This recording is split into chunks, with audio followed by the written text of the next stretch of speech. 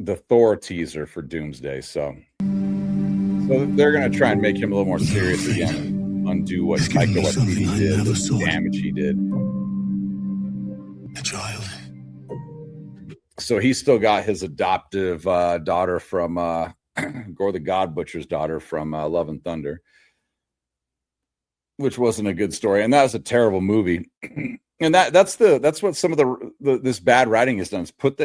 It's backed them into corners that they can't get out of, because now they have to run with this stuff because people like Taika Waititi, who said he would ruin our mythos in a minute, has done that, and now we're tied to a bunch of storylines that don't make sense. You can't go anywhere with them, and there's no escape without rebooting. He's not the king of Asgard anymore. Of course, Asgard's gone, but they have new Asgard.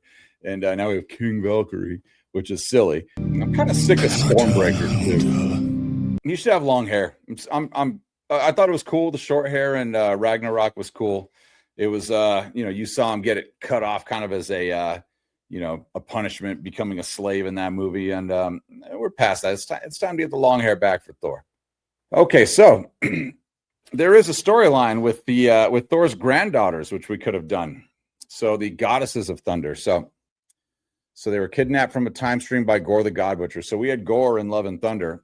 So they could have done this, but Taika Waititi just didn't want to. He wanted to just be a goofball in that movie, doing stupid stuff like having Mjolnir and Stormbreaker be jealous of each other, which was strange. He ended up with Gore's daughter there instead of having his own granddaughters that were related to a Gore storyline. Elisif had the sword of Fandral and the mace of Hogun, which would have been cool because we've seen them in other movies. We know their weapons. We're familiar with those. Frigg wielded the hammer Stormbreaker. So then that's where Stormbreaker goes. Atli carried Thor's old axe, Jarnbjorn. So that would have been a new weapon, so they can introduce something new.